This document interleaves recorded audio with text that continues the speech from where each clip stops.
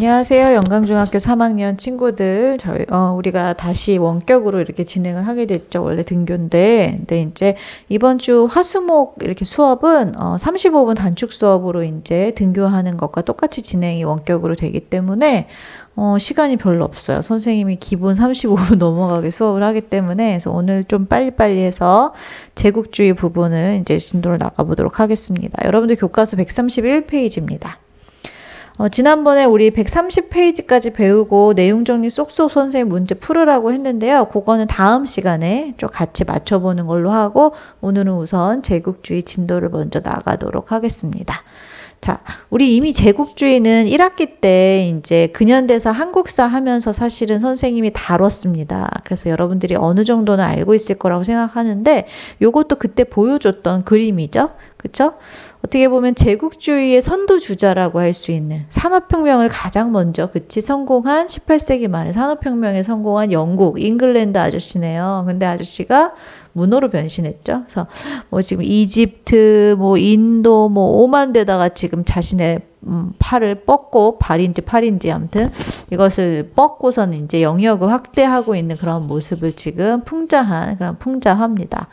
19세기 말에 나타난 이 제국주의라고 하는 것은 이러한 모습이라고 이제 생각하면 되는데 또 다른 풍자와 하나 볼까요? 여러분들 교과서 131페이지 아주 오른쪽 위에 작게 있는 그 사진과 이제 비슷한 사진인데요. 뭐 하는 그림 같습니까?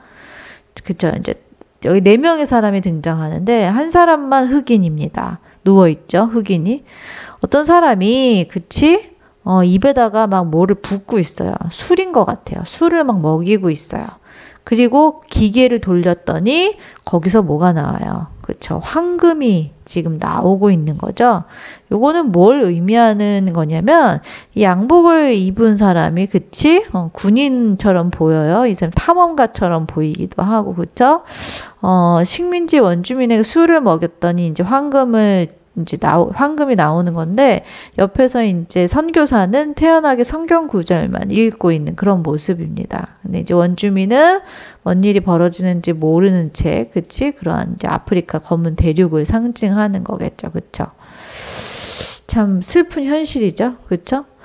사실 좀 그런 게요. 이때 제국주의가 이제 여러분들 대강 뭔지는 다 알잖아요. 그쵸? 그래서 이때 산업혁명에 성공했던 많은 나라들이 너무나 자본이 너무나 많아지는 거야. 돈이 점점 국내에 쌓여가는데 물건은 계속 대량으로 생산을 할 수 있는데 더 이상 소비를 할 수가 없는 거죠. 국내에서는 이미 살 사람은 그 물건을 다 산 거야.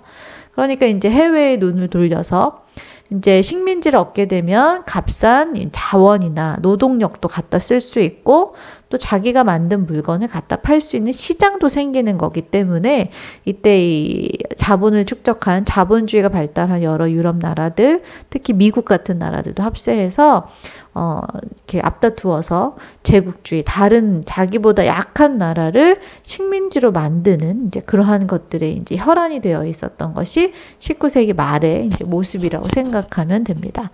근데 참 아이러니한 게요. 이때 이미 영국에서 또 프랑스에서 미국에서는 계속해서 혁명들이 일어났잖아요. 그쵸? 그런 과정 속에서 혁명이 일어나서 프랑스의 그 인권선언만 봐요. 그쵸? 얼마나 인간의 권리를 존중하고 있는, 미국의 독립혁명 그 선언서에도 보면은 천부 인권이라고 하죠. 하늘이 준 인권, 나에게 준 이러한 권한은 침해받을 수는 없다. 이런 것들을 막 주장하면서 혁명을 이제 자신들의 권력에 대항하는 혁명을 일으켰던 것이 이제 미국과 영국, 프랑스와 같은 나라들이잖아요.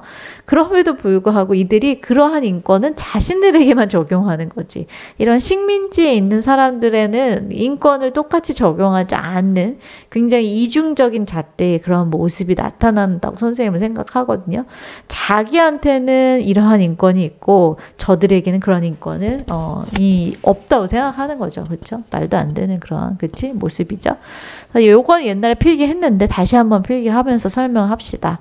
자, 9번 제국주의 19세기 후반에 나타나게 되는 이제 등장 배경을 보면 극도의 자본주의가 발전을 하게 되고 뭐 때문에? 산업혁명 때문에.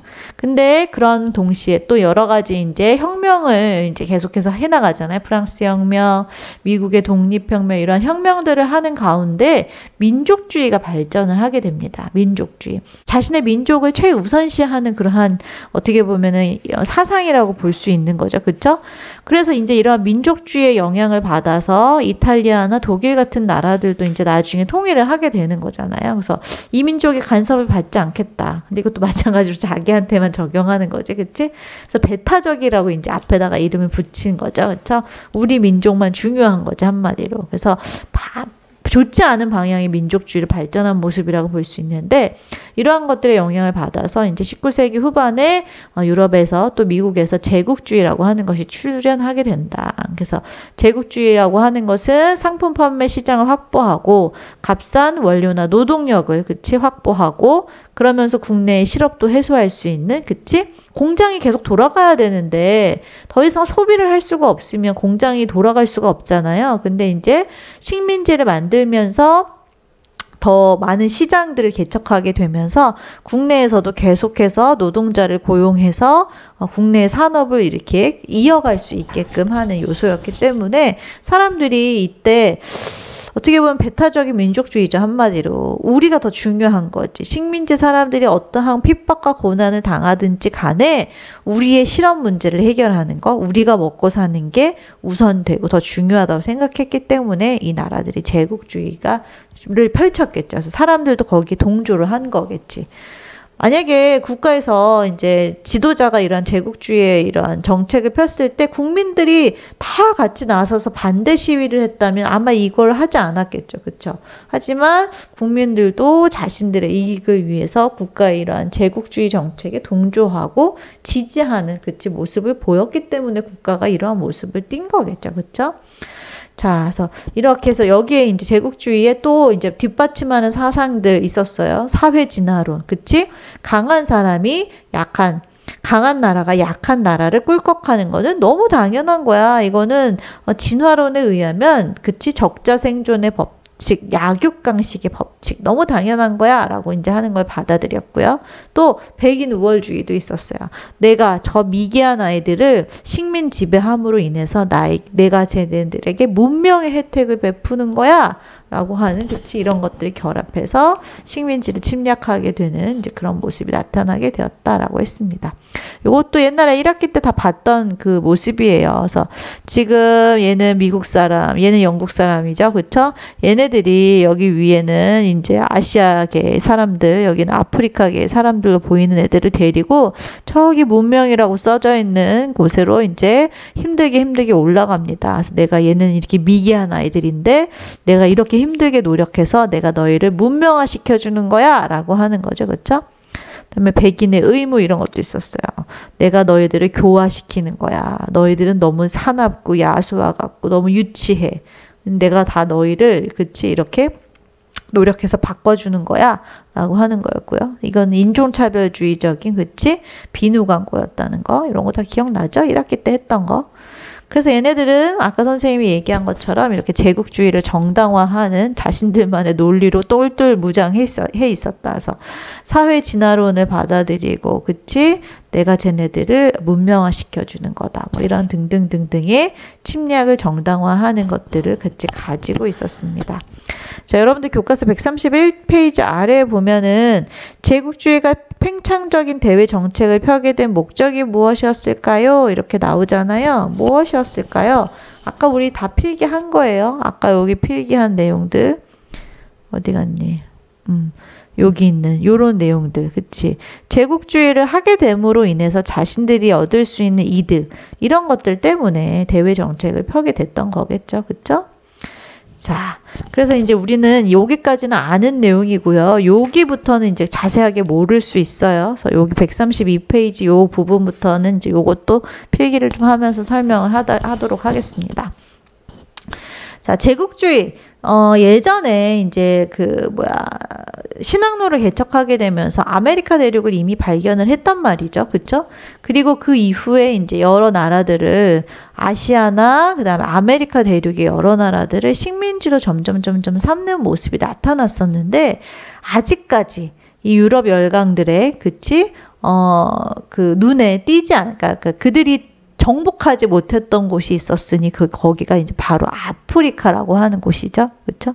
자, 봅니다. 마지막 남은 그곳 아프리카 여기입니다. 여기 그죠? 이 아프리카는 대륙도 너무 큰데다가요. 그다음에 이제 연안 이렇게 해안가지 주변에서는 이제 유럽 나라들이 뭐 에스파냐나 포르투갈 이런 나라들이 이쪽 지역을 이제 식민 지배를 약간 하고 있기는 했어요. 근데 너무나 대륙이 크고 이 안으로 들어가기에는 정보가 너무 없는 거지. 아프리카 대륙에 대한. 그래서 이제 미지의 땅처럼 남아 있는 이제 곳이 대륙이 이제 아프리카라고 하는 대륙이었는데 이때 이제 아프리카가 결국에는 유럽의 소나기에 유럽 열강의 소나기에 들어가게 됩니다. 그래서 19세기 그 계기가 되는 건 19세기 중반에 이런 아프리카나 우리가 안 가본 이런 열대 지방에는 풍토병이라고 하는 게 있잖아요. 근데 이제 이때 수면병이라고 하는 파리가 이렇게 옮겨가지고 걸리는 병이거든요. 그다음에 말라리아는 모기가 이렇게 물리면 이렇게 감염되는 그런 병인데 이런 거에 대한 치료약이 개발된 거야. 19세기 중반에. 그러니까 이제 백신 같은 거죠. 한마디로 이런 걸 맞고 이제 그 병에 대한 이제 항체가 생긴 유럽인들이 아프리카 그 안에 내륙을 탐방을 하게 됩니다. 그래서 이러한 탐험가들을 앞세워서 점점 아프리카 깊숙이 침투를 하게 되면서 결국에는 아프리카 대륙을 이제 유럽이 알게 되고 그다음에 이제 결국에는 이렇게 식민지로 장악하게 되는 모습이 나타나게 됩니다. 그래서 보면요. 지금 여기서 초록색으로 나타내는 여기 에티오피아 있죠?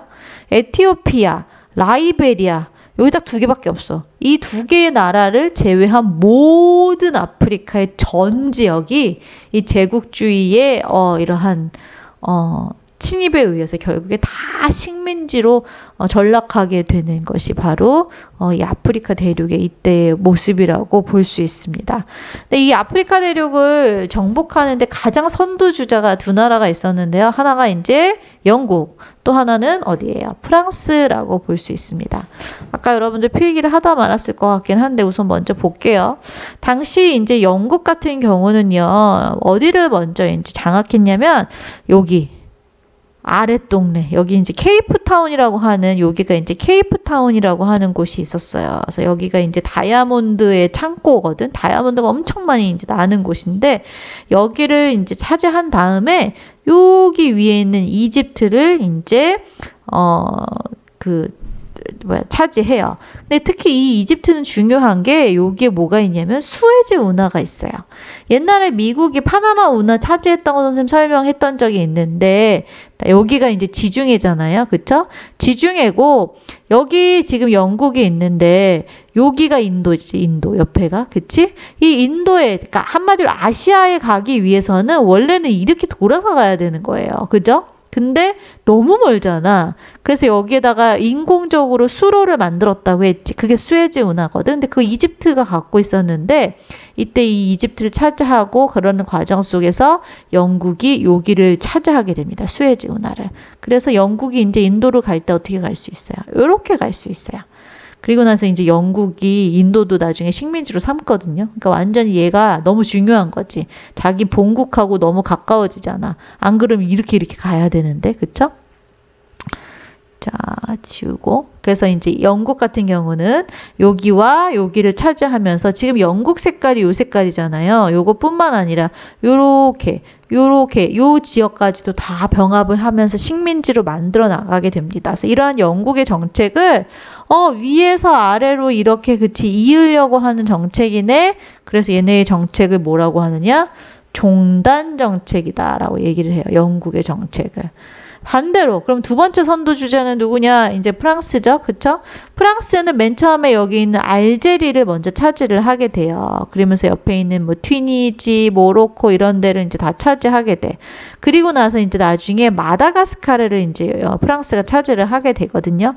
그래서 얘네는 또 이렇게 옆으로 옆으로 자신들의 영토를 넓혀가지고 이어지게 만들겠다라고 하는 포부를 가지고 식민 정책을 계속 펴게 돼요. 그래서 얘네는 아까는 종단이었잖아요. 그래서 얘네는 오른쪽 왼쪽으로 펼치는 정책이다. 그래서 횡단 정책이다. 프랑스의 정책을 이런 식으로 보게 됩니다. 그래서 이렇게 프랑스와 영국이 아프리카 대륙을 놓고 서로 종단과 횡단 정책을 펼치다가 결국 여기 가운데 보이죠? 파쇼다라고 하는 곳에서 둘이 충돌을 하게 되는 이제 이제 일이 일어나게 돼요. 그래서 완전 전쟁이 일어날 것 같은 이제 그런 상황까지 가게 되는데 결국에는 마지막 순간에 양보를 해서 전쟁까지는 번지지 않았습니다. 그래서 이렇게 영국과 프랑스가 가장 먼저 이제 아프리카 대륙으로 진출을 해서 이 지역을 막 선점해 나가고 그에 비해서 독일하고 이탈리아는 우리 지난번에 배웠어요. 이 영국과 프랑스에 비해서 통일 국가를 나중에 수립을 하죠. 그쵸? 뒤늦게 통일 국가를 수립하게 되면서 이 아프리카 대륙에 진출을 했는데 얘네가 이미 다 차지했네? 그래서 그거에 비해서 이제 당시 이제 독일과 이탈리아 같은 나라는 좀 아프리카에서 차지하는 비중이 이제 조금 적다라고 볼 수 있습니다. 그 정도라고 여러분들 생각하면 될 것 같습니다. 자, 그러면 아까 다 못한 필기 한번 아니요. 다 못한 필기 한번 다시 가볼까요? 자, 요렇게 요거. 그래서 영국 같은 경우는 이집트 카이로부터 그쵸? 윗동네, 아랫동네 남아프리카의 케이프타운을 연결하는 종단 정책. 프랑스는 알제리부터 오른쪽에 마다가스카르 섬을 연결하는 횡단 정책을 열심히 펼쳐서 결국에 파쇼다 사건이 일어나지만 전쟁으로까지 번지지는 않았다라고 하는 거 선생님 설명을 했습니다. 그쵸? 그래서 여러분들 그 132페이지, 133페이지 아래 나와 있는 뭐 보어 전쟁이라든지 그치 고무나무 그 당시 요런 내용들은 좀 읽어보고 참고하면 좋을 것 같다는 생각이 듭니다. 자, 요거는 당시 이집트 피라미드 앞에 스핑크스 앞에서 지금 영국군이 그치 사진을 찍고 있는 모습이죠. 이집트를 이제 자기가 장악하고 나서 그쵸? 자, 그 다음에 이제 열강의 제국주의는 아프리카 대륙에서 끝나지 않았어요. 그래서 아시아 태평양 침탈도 이제 같이 살펴보는데요. 영국 같은 경우는 영국 프랑스가 사실 선두주자였기 때문에 굉장히 많은 땅들을 차지합니다. 그래서 인도를 이때 결국에는 조금씩 장악을 해 나가다가 결국에는 인도가 진짜 크잖아요. 인도 인구도 많고 정말 큰 대륙인데 마찬가지로 인도 땅을 이제 영국이 완전히 차지하게 되고요. 이것도 사진으로 한번 먼저 볼까요? 자, 여기가 이제 영국 땅이에요. 영국 땅, 인도죠, 인도. 그치? 여기 영국은 여기 있는데, 그치?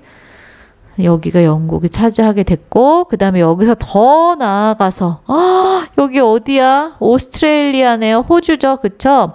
오스트레일리아, 뉴질랜드까지 다 영국이 차지하게 됩니다. 그래서 이때 해가 지지 않는 나라라는 이름을 붙였어요.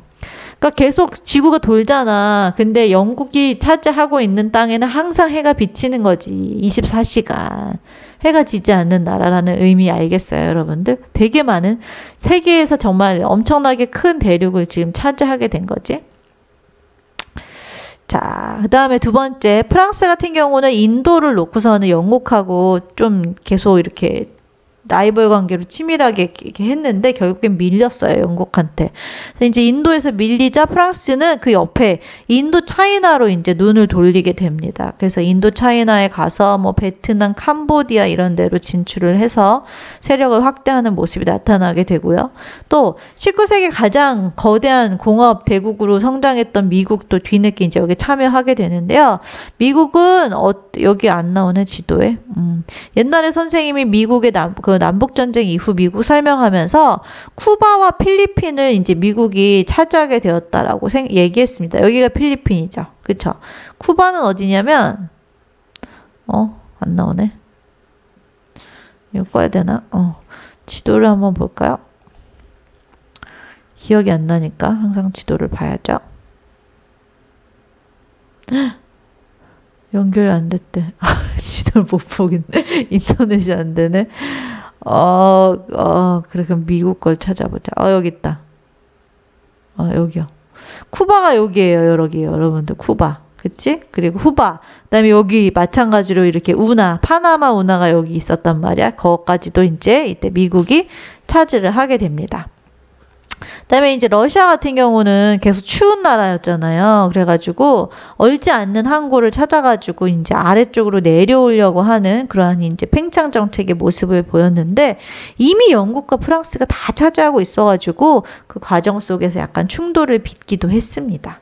점점 열강들에 의해서 땅 따먹기죠. 한마디로 여러 세계 지도를 펼쳐놓고 자신들의 세력이 뻗치지 않은 곳을 찾아서 서로 경쟁적으로 진출하는 그런 모습이 나타나게 됩니다. 그래서 이러한 제국주의 모습 때문에 결국에는 이러한 유럽의 열강들이 결국에는 부딪히면서 나타나게 된 사건이 제1차 세계대전과 제2차 세계대전이라고 볼 수 있겠죠. 그렇죠? 오늘 정말 선생님 엄청 빨리 막 나갔죠? 자, 134페이지 보세요. 마찬가지로 아래에 내용 정리 쏙쏙이 나와 있습니다. 그거 같이 풀어보시고 오늘은 숙제가 많아요. 134페이지 문제 풀고 136페이지도 풀어야 돼, 얘들아. 드디어 우리 한 단원이 끝났어요. 머릿속에 아무것도 없지. 큰일 났어. 자, 머릿속에 아무것도 없지만 우리는 한 단원을 끝냈다는 거. 큰 4단원, 세계사의 3개의 큰 단원 중에 한 단원을 끝내버렸다는 거. 어쩔. 참 큰일 났네요. 136페이지 대단원 마무리 문제까지 풀고 다음 시간에 선생님이 내용 정리 쏙쏙 2개랑 단원 마무리 문제를 풀면서 질문을 할 수 없어. 선생님 혼자 답을 맞춰야겠죠? 슬프게. 그렇게 해야 될 것 같습니다. 아니면 이거는 답은 다음에 맞출까? 등교했을 때 시키면서. 아무튼 풀어놓으세요. 선생님 좀 고민을 해보겠습니다. 문제를 다 풀어놓으시기 바랍니다. 자, 그 다음에 134페이지 가운데에 그거 하나만 좀 같이 보면서 요거는 마무리를 짓도록 하겠습니다. 동인도 회사라고 나와 있는 부분이 있죠. 그쵸? 여러분들 역사 이 교과서나 선생님 수업하면서 동인도 회사라고 하는 이름을 많이 들어봤을 거예요. 근데 선생님 한 번도 제대로 설명해 준 적은 없어서 여기서 한번 같이 나왔길래 다뤄보고 싶습니다. 자, 이렇게 제국주의 국가들이 이제 식민지를 삼을 때 처음부터 아싸리 해갖고 그 지역을 직접 지배하지는 않았습니다. 보통 처음에는 간접 지배하는 모습이 나타나게 되는데 그렇게 식민지로 삼은 국가에 간접적으로 지배하기 위해서 세운 근데 이름은 회사야. 동인도 회사예요. 그쵸? 이름이 동인도에 세운 회사다. 그래서 그냥 인도에 세운 건 아니야. 근데 이제 그냥 그러니까 식민지 국가의 이러한 이름의 회사들을 굉장히 많이 세웠습니다. 17세기 초 영국, 네덜란드, 프랑스의 상인들이 아시아, 아프리카 지역에서 무역을 독점하기 위해 세운 특허 회사라고 하는 게 이제 동인도 회사예요.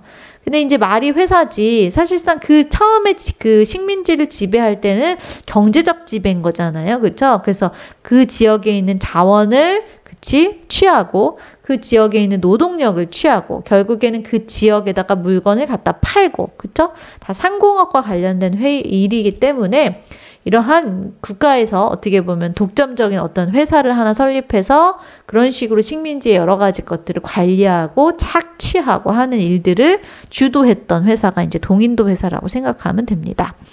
동인도 회사는 인도, 동남아시아, 중국과의 향신료, 면직물 무역에 주력을 해서 부를 쌓았고 국가로부터 야 이거 봐 상공업만 하는 게 아니야 정치권 군사적인 실권까지 위임을 받아서 식민지 확보와 세력 확장에 주력하였다. 그죠? 그러니까 간접적으로 지배하는 어떻게 보면은 국가를 대신하는 기구다. 어떤 회사, 이름만 회사지 기구다라고 생각하면 됩니다. 또한 식민지에서의 행정권, 사법권까지 행사했고 식민지 경영을 위한 막강한 군사력까지 했기 때문에 실질적인 식민지 지배 기구의 역할을 했다. 그죠? 선발대 역할을 각 동인도 회사는 제국주의 침략의 선발대 역할을 했다. 근데 이제 나중에 점점 지나면 동인도 회사가 있기도 했지만 나중에는 본국에서 식민지를 직접 지배하는 모습으로 이제 점점 변화해 나가게 되는데 그 초반에 있어서는 동인도 회사가 거의 영국을 대표하는 만약에 인도에다가 만약에 세운 동인도 회사라고 하면 이름은 동인도 회사지만 걔는 곧 영국을 대신하는 통치 기구다. 이렇게 생각하면 될 것 같습니다. 자, 여기까지 해서 선생님이 4단원을 마쳤어요. 큰일 났어요. 머릿속에 아무것도 없어가지고. 그쵸? 여기까지 하고 다음 시간에는 뭐 뒤도 돌아보지 않고 5단원으로 들어가도록 하겠습니다. 자, 오늘 수업 여기까지 하도록 하겠습니다.